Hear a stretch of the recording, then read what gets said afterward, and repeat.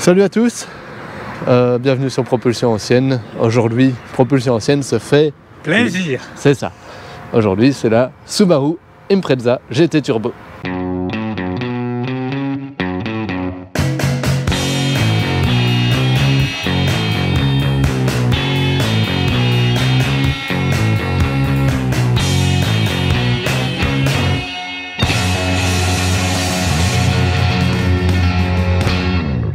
L'Impreza GT Turbo, c'est un mythe en fait. Hein. Ouais. Elle a bercé les spéciales de rallye de nos enfances et elle a vraiment une aura monstrueuse. Mais avant d'arriver à l'Impreza, je fais un tout petit peu d'histoire. Subaru a été créée en 1954, c'est une marque japonaise un peu isolée si je puis dire. Elle ne fait pas partie d'un grand groupe. Voilà, ils sont indépendants et n'ont jamais fait rien comme les autres. C'est ça, précisément. Voilà. Ils ont commencé avec des Subaru 1500, puis des Subaru 360. Et puis ils sont passés aux choses sérieuses et ils ont voulu intégrer le marché en Europe. Et pour ce faire, ils ont commencé à faire de la compétition. Ouais. Avec d'abord la Subaru Legacy RS en début 90. C'est ça. Ils commencent à avoir un petit peu des résultats, mais sans être bien ouf. Et puis ils se sont dit, ben voilà, on va créer une voiture pour le championnat du monde des rallyes. Et également, la voiture, elle fera dans les showrooms pour Monsieur Tout-le-Monde. C'est ça. Et ils ont lancé donc la Subaru Impreza qui est devant nous. La première version est sortie en 92. Une belle année, belle ça. Année, 92, c'est un bon cru. Très belle année 92. La voiture, vraiment, de base, ne casse pas trois pattes à un canard. C'est moche. Voilà, tu enlèves le béquet, la grosse prise d'air, les jantes alu, tu lui fous des enjoliveurs en plastique. Appelons un chat, voilà, c'est moche. Tu as une Impreza GL 1600 essence, 95 chevaux. Voilà, la voiture de Monsieur Tout-le-Monde, pas bien folle. Et puis voilà, ils se sont dit, on peut mettre des chevaux et des watts dedans. Il y a eu les versions comme ici, GT Turbo, et sur d'autres marchés, elles s'appelaient WRX STI, notamment au Japon. Au Japon, la puissance pouvait atteindre 280 chevaux sur papier, en tout cas, hors série limitée. Celle qui est devant nous, elle fait 211. Et elle sort 211 chevaux de 2 litres d'essence avec moteur turbo donc, qu'on retrouve ici. Donc je crois qu'on t'a mal entendu au micro, mais c'est un 2 litres 4 cylindres à plat parce que Subaru, comme on disait en entrée de vidéo, ne fait rien comme les autres. C'est ça. Ouais. C'est une 4 roues motrices. Aussi. Et pourquoi un moteur à plat? Pour avoir un centre de gravité finalement le plus bas possible. Un centre de gravité plus bas, donc tu as moins de mouvement aussi au niveau du moteur, vu que le moteur se déplace comme ça et pas comme ça. Donc refais un peu le mouvement. Se déplace comme ça et pas comme ça. D'accord. Et ça permet aussi de mettre ce petit bidule là que vous aurez reconnu, vraiment en position au-dessus du moteur. Là où il y a la vraie prise d'air. La grosse prise d'air, voilà, ce qui permet d'avoir un bon refroidissement. Petite précision aussi au départ, la marque Subaru en fait ne s'appelait pas Subaru. Elle faisait partie d'un consortium de sociétés japonaises qui s'appelait Fuji Heavy Industries, qui comptait 6 sociétés pour les 6 étoiles du logo. C'est une Pléiade qu'on appelle ça. L'étoile des Pléiades, exactement. C'est beau. Franchement, on va devenir malin à force de faire ces vidéos. Chose assez étrange, pour reprendre le terme d'un automobiliste bien connu qui roule en Figaro. Allez voir la Figaro. Il n'y a pas de montant sur les vitres. Ah oui, parce que c'était un coupé sport. Voilà. Et vu que c'est un véhicule de Monsieur Tout-le-Monde, il peut prendre la petite famille avec. Il y a de la place. Il y a de la place. C'est tout beau derrière. Écoute, c'est une voiture familiale, hein. C'est bien mis? Oh, j'aime bien. Oui? Ouais. Juste pour la banquette arrière ou bien pour le fait qu'il y ait un gros turbo avec un gros béquet? Non, juste la banquette, le reste je n'aime pas.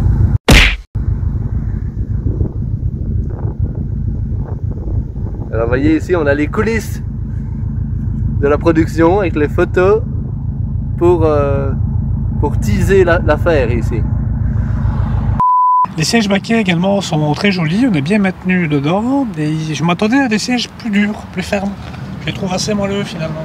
Oui. C'était bien maintenu, C'est ça. vraiment bien maintenu. Et ils sont en excellent état. Cette voiture-ci Ouais. est dans un état quasiment Elle est vraiment irréprochable. très belle. Ouais. L'intérieur, bah oui, il est très austère, il est très noir. Et les deuxièmes versions, comme celle-ci, en fait reprennent l'intérieur, la planche de bord du Forester, Subaru Forester. D'accord. Les anciennes, les premières séries, avaient un tableau de bord, je vais pas dire moche, mais Moins, joli. moins conventionnel. moins conventionnel. Mais ce qui est bien, vu que c'est une voiture familiale, t'as plein de rangements. T'as des rangements ici, t'en as là dedans, t'en as là dedans, t'en as là également, t'en as un peu partout. Même sous le volant, m'a-t-il semblé. Pas du tout. D'accord, autant pour moi. Voilà. Je n'ai rien dit. Oui, donc nous, on essaye une Subaru Impreza GT Turbo 2 litres, flat 4, 211 chevaux. Et regarde les espaces de rangement. C'est ça. Exactement. Un petit démarrage. Tu vas avoir besoin des clés. Ah ouais.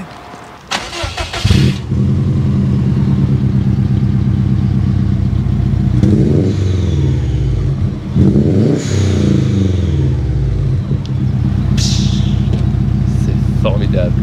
Ouais. C'est formidable.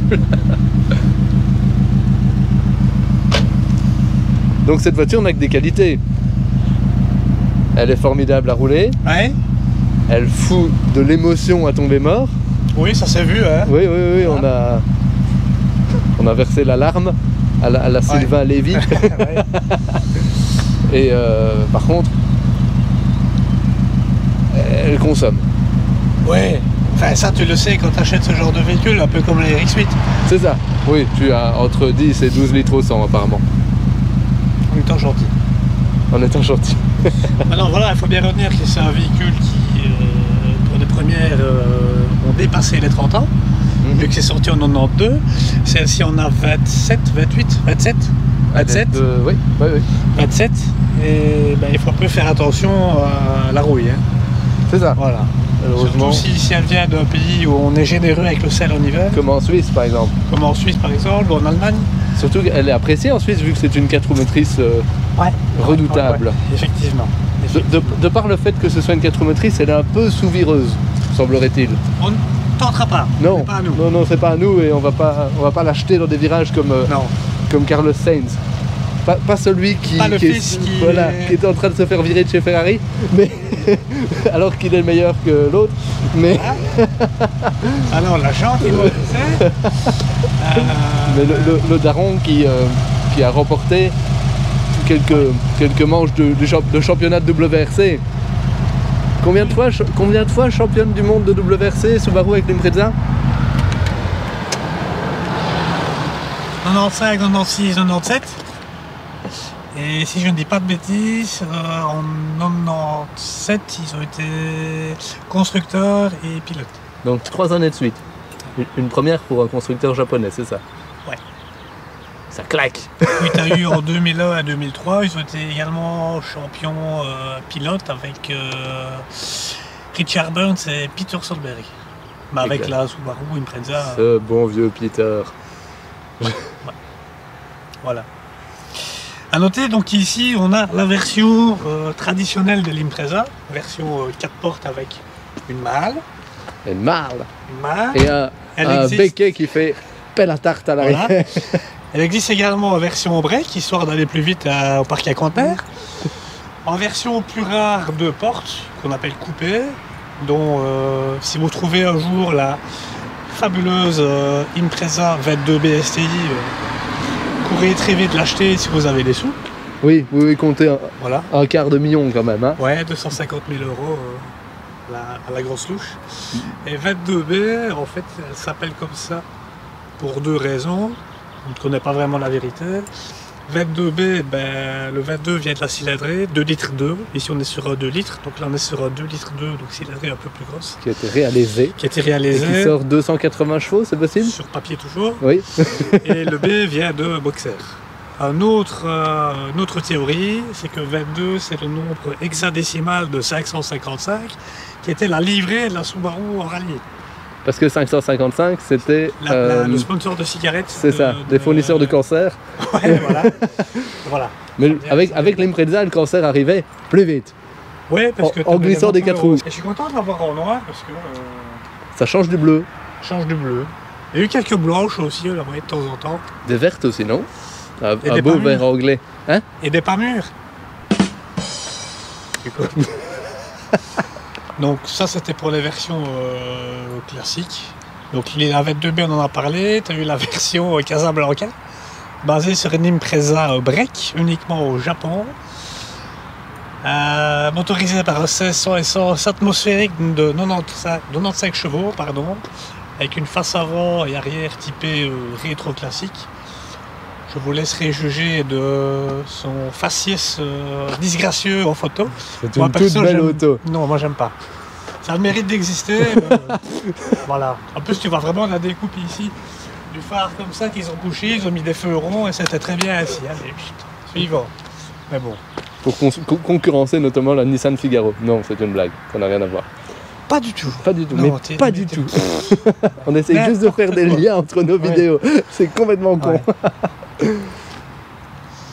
Mais sacré bagnole. Sans blague.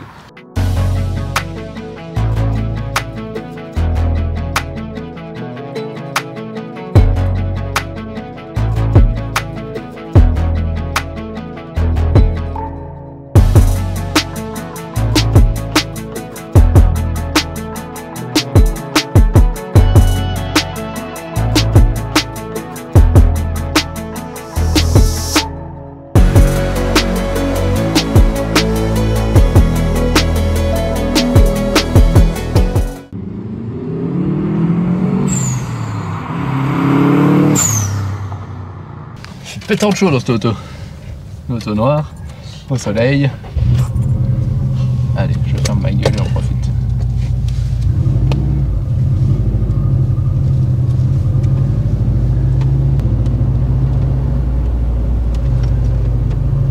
Où est-ce que je vais? À droite. D'accord.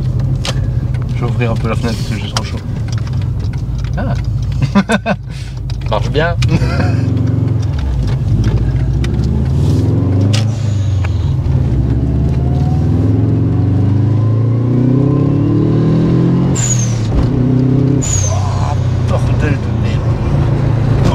S'il te plaît. La poussée est phénoménale alors que le turbo ne souffle qu'à 0,9 bar officiellement.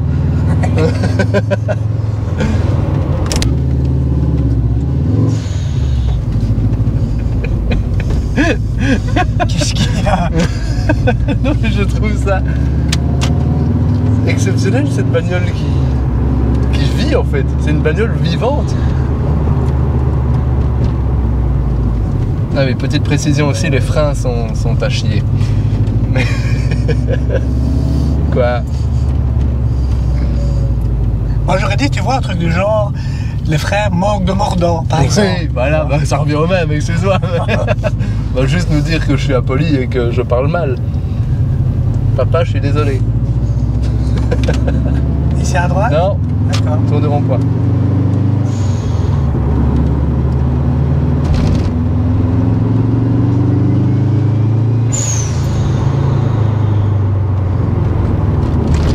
Même la caméra bouge avec la poussée du turbo. Ça, c'est parce que tu ne comprends pas comment ça fonctionne. Je fais le tour? Tu fais le tour. D'accord. Attention, on arrive. Droite.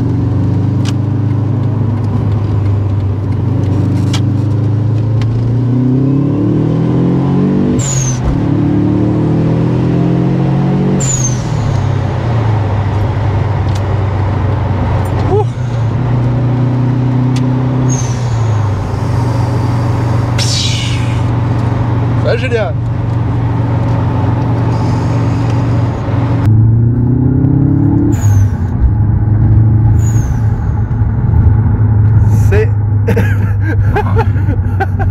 C'est effrayant et jouissif. Ouais.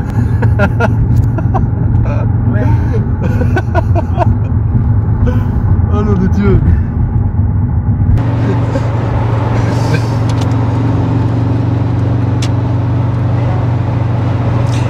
de bagnole où tu es capable d'user un plein, tu ne sais pas pourquoi.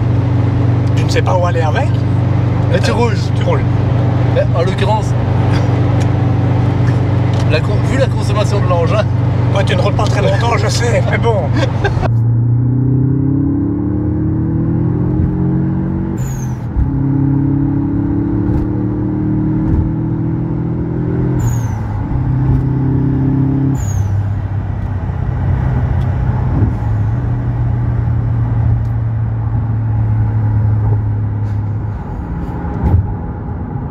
là toi.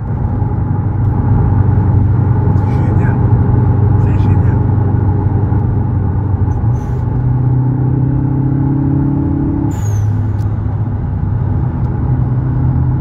L'énorme prise d'air devant. Et le béquet derrière qui suit. J'espère bien. C'est fantastique. C'est vraiment fantastique comme bagnole. J'aime beaucoup aussi le nœud buc. Ici sur la contreporte. Et ils ont pensé, voiture familiale oblige, à mettre des poignées de maintien. Je suis désolé pour la stabilité de l'image.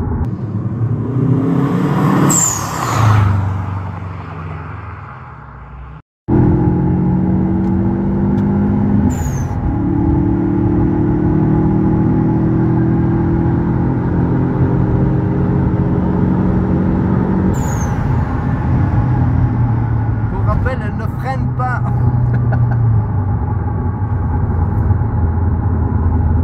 C'est gay? Je vais pas lui rendre, c'est pas possible.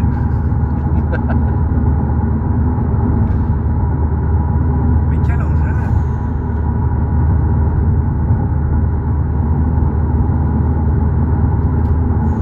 Je trouve qu'on a bien senti là dans le virage, la voiture, elle était catapultée en fait.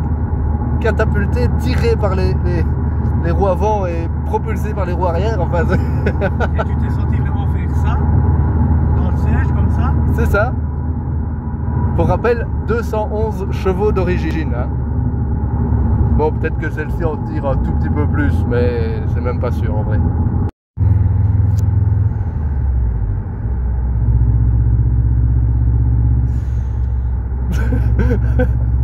Incroyable. C'est séquence émotion quand même. Ouais, C'est- ouais.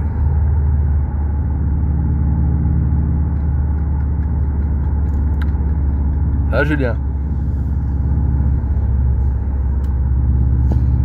Oui. Oui. Oui. C'est- Je ne sais pas. Je ne sais pas. C'est déconcertant. Oui, c'est déconcertant. Oh. Allez, moi je me casse. La bonne journée. Hein.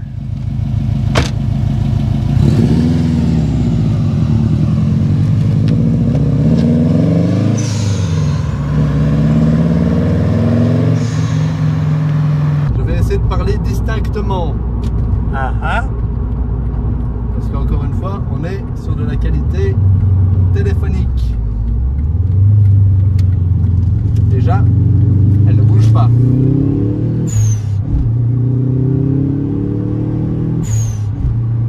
Là, je suis haut dans les tours. Mais quand on repart à 3000, elle fume.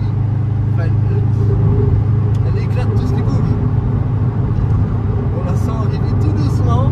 2500, 2700, 3000. Là! Comme les bonnes vieilles turbos de l'époque. Là! Comment? Là!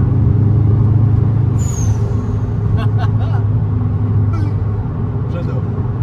Le truc le plus fou pour une bagnole dont le nom turbo est collé sur la malle arrière, c'est que t'as pas de Le manomètre? manomètre turbo. Ouais. Bon. Ça se rajoute au pire, hein?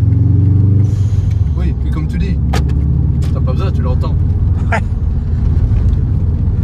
On s'excuse encore une 127e fois pour la qualité avec le téléphone. Hein. La GoPro est toujours morte. C'est ça. L'émotion y est quand même, rassurez-vous. Oui, tout à fait. Allez, bisous. Toujours au téléphone, vu que GoPro a rendu l'âme. Une conclusion, Julien? Je crois que c'est mon essai préféré. Vraiment. Autant on a essayé la fois passée la Ferrari qui, malgré le blason, etc., ne m'a pas laissé une impression aussi waouh. Oui, je comprends ce que tu veux dire, oui. Ça pousse, ça t'écramène bien la route, t'as des sensations, t'as du bruit. Bon, le frein, on l'a dit, c'est pas le point fort. Et t'as une voiture 4 places, 4 portes, tu sais aller faire tes courses et tu mets la misère à beaucoup de véhicules sur la route. Donc, oui. 25 000. Oui. Ça va? Ouais, c'est bon. Je vais voir le banquier demain. D'accord. Pour la 22B, c'est 250 000, donc tu rajoutes à 0. Ouais. Voilà, qu'est-ce que c'est à 0 finalement? Et en brique, elle est un peu moins chère. Et elle est encore plus pratique. C'est beau ça. Achète. Non? Bah non. Après, je dois reconnaître que c'est génial, mais au quotidien, ça doit être un enfer. Parce qu'en réalité... Je ne me remets pas, hein. Non, je vois que tu es ému. Je vois, en même temps, tu as pleuré, donc forcément, c'est le premier. Moi, j'ai pleuré. Oui, toi, je ne suis pas du tout émotif, c'est faux. Il y a des vidéos, il y a une vidéo qui le prouve. Ouais. Mais en l'occurrence, je trouve ça, au risque de me faire incendier par tous les puristes et des inconditionnels de la marque, un peu usant. Oui, ça peut être un peu fatigant. Au quotidien, je veux dire. Ouais. Là, on vient de passer une heure avec, 1h30 avec, et encore merci à son propriétaire. Mais, en plus, merci à toi. Mais ouais, tous les jours, non. Mais d'ailleurs, c'est pas fait pour rien. Je crois que peu de gens l'utilisent au quotidien. Ça coûte une pêche à me faire boire. Ça roule à la 98, ça consomme 12 litres au 100 et le reste. Voilà, mais à côté de ça, c'est jouissif à mort. T'as une poussée continue, c'est démoniaque, c'est... Et il faut que tu regardes le compteur. Voilà, tu regardes le compteur, tu te dis ah ouais, d'accord. Peut-être lever de pied quand même. Hein. Oui, comme elle est là, celle de notre essai comme ça, je vais faire juste la porte. Moi j'aime bien avoir comme ça, avec les gens dorés. Certains vont peut-être qualifier ça de tuning à la Need for Speed. Bon. Mais c'est chouette, c'est très chouette, c'est très joli. Mais il faut la rendre. Ouais. D'ailleurs, je propose qu'on ne s'éternise pas sur cette conclusion faite au téléphone, parce qu'à mon avis, j'ai peur que la qualité soit pas optimale. Il y a du vent, je suis désolé. Si je dois donner une note sur 20, ça va pour 17-18 sur 20. D'accord. Voilà. Pareil. Merci de nous avoir regardés. Pensez à vous abonner. Un petit commentaire aussi. Traitez-nous de pingouins, dites-nous qu'on a un matériel de merde. Et on tâchera d'en recommander. Et voilà. Et pour ceux qui ont vu la vidéo, vous mettez en commentaire RIP GoPro. Voilà, par exemple. Allez, bisous. Salut.